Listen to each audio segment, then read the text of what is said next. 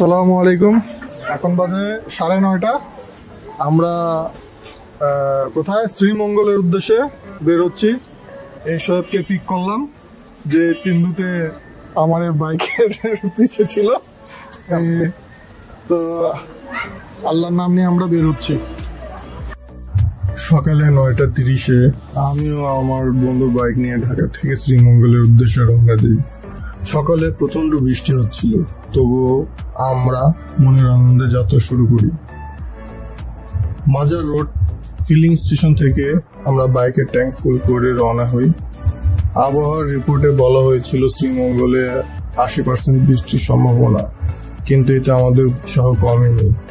রাস্তায় বৃষ্টির জন্য তেমন কোনো ভিডিও নিতে পারিনি, কিন্তু যাত্রার উত্তেজনা আমাদের মনোবল বাড়িয়ে দেয়। আমরা দুপুর 1টার দিকে ব্রাহ্মণবাড়িয়ায় পৌঁছাই এবং রাস্তার পাশে একটি সুন্দর রেস্টুরেন্ট দেখতে পাই। এই রেস্টুরেন্টের নাম হচ্ছে আম্মাজান রেস্টুরেন্ট। ভাবলাম এখান থেকে দুপুরে খাবারটা সেরে ফেলি। আসসালামু আলাইকুম ভাই। ওয়ালাইকুম আসসালাম। আপনাদের রেস্টুরেন্টে তো সব ধরনের খাবার পাওয়া যায়, বাংলা খাবার পাওয়া যায়। আপনাদের এই লোকেশনটা কোথায়? আমাদের এই লোকেশন হলো আপনার ব্রাহ্মণবাড়িয়া বিজয়নগর চান্দরা শিমলিঘাট।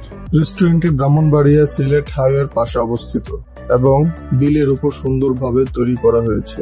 বাঁশের মাচার উপর রেস্টুরেন্টটি তৈরি হওয়ায় প্রকৃতির খুব কাছাকাছি খাবারের অভিজ্ঞতা পাওয়া যায়। চারপাশে প্রাকৃতিক সৌন্দর্য, জলাশয়ের শোভা এবং গ্রাম বাংলার ঐতিহ্য রেস্টুরেন্টটিকে আরো আকর্ষণীয় করে তোলে। পুরো রেস্টুরেন্টটি বাঁশ, কাঠ এবং অন্যান্য প্রাকৃতিক উপাদান দিয়ে তৈরি করা হয়েছে, যা গ্রাম বাংলার ঐতিহ্যের সাথে মিল রেখে ডিজাইন করা। রেস্টুরেন্টটিতে সম্পূর্ণ বাংলা খাবার পাওয়া যায়, আর খাবারগুলো দেখতে খুবই সুস্বাদু লাগছিল।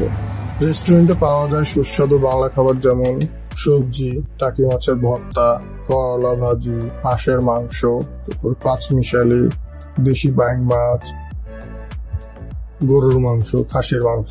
আমাদের মেনুতে ছিল টাকি মাছের ভর্তা, করলা ভাজি, হাঁসের মাংস এবং ডাল। খাবারের স্বাদ ছিল একেবারে বাড়ির মতো, আর রেস্টুরেন্টের স্টাফদের ব্যবহার ছিল অত্যন্ত ভালো। খাবারের মান অত্যন্ত ভালো এবং পরিমাণে পর্যাপ্ত, যা সবার মন ভরিয়ে দেয় এবং দামও খুবই সাশ্রয়ী ছিল।